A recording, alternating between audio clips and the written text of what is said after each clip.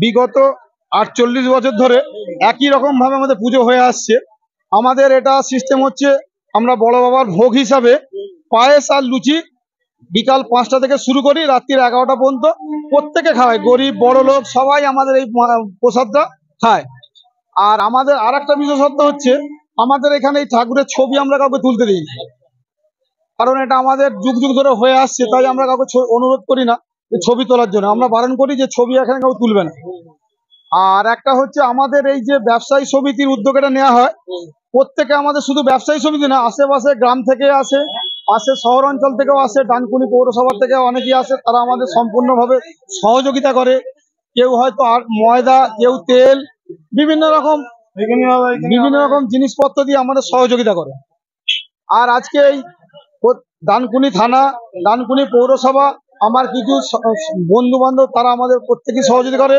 বিশেষ করে ডিএন বাংলার কর্ণধার হাসিবুল, সে সবসময় আমার পাশে থাকে, যখনই আমি ফোন করি সে চলে আসে। আমি আরো একজনের নাম বলবো, যেটা হচ্ছে প্রকাশ রাহা, আমাদের ভাইস চেয়ারম্যান। আমি যখনই ওকে ডাকি সে সঙ্গে সঙ্গে চলে আসে। আর একজনের নাম বলবো অলোক দা, যে আমাদের সিভিকটাকে দায়িত্ব, যিনি সিভিক আছে, ট্রাফিকের দায়িত্বটা উনি নিয়ে আমাদের এটাকে কন্ট্রোল করে। এবং সর্বোপরি ডানকুনি থানার আইসি শান্তনু সরকারকে আমি ধন্যবাদ দেবো। উনি আমাদের এই মঞ্চে উপস্থিত দিয়ে অনেকক্ষণ সময় কাটিয়ে গেছেন, ওনাকে আমি সম্বর্ধনাও আমরা দিয়ে আমাদের তরফ থেকে দিয়েছি। এই বলে আমি আমার বক্তব্য শেষ করলাম। আমি আরেকটু সম্বর্ধনা দিয়েছি আমার ভাই হাসিবুলকে। গৌর পাল, সম্পাদক। বছর নেয়, এবছরও নরনারায়ণ সেবার মাধ্যমে এগিয়ে এসছে আমাদের এই পুজো কমিটি।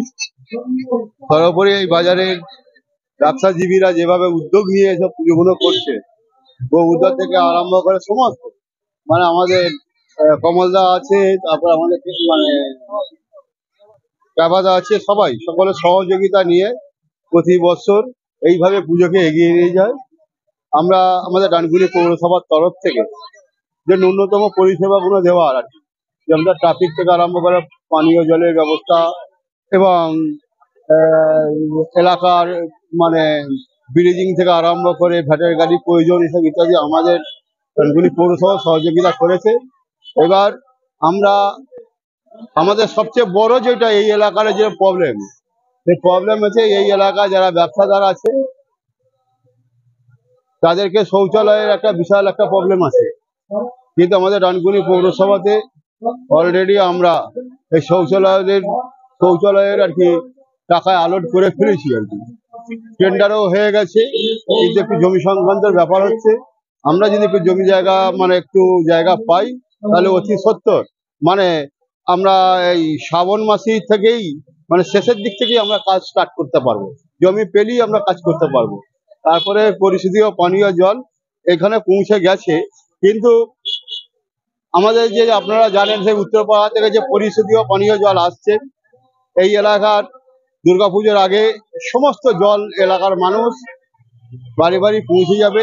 এবং আমাদের যা ডানকুনি পৌরসভা আছে, পৌরসভা মানে যা পরিষেবা দেওয়ার আছে, এই পুজো কমিটিকে আমরা সব সময় আমরা থাকি, আসি, সহযোগিতা করি। এবং এই পুজো ৫ নম্বর ওয়ার্ডে পুজো মানে আমাদেরই পুজো, আমারই পুজো, এটাই আমাদের মনে করে নিতে হয়। এই বলে সমস্ত মানুষকে আরো আহ্বান জানাবো যে প্রতি বছরের ন্যায় যেমন পুজো হচ্ছে, আগামী দিনে এই পুজো যাতে আরো বড় হয়, আরো উন্নত হয়, হ্যাঁ, সেই জন্য এই পুজো কমিটিকে আমাদের শুভকামনা জানাই।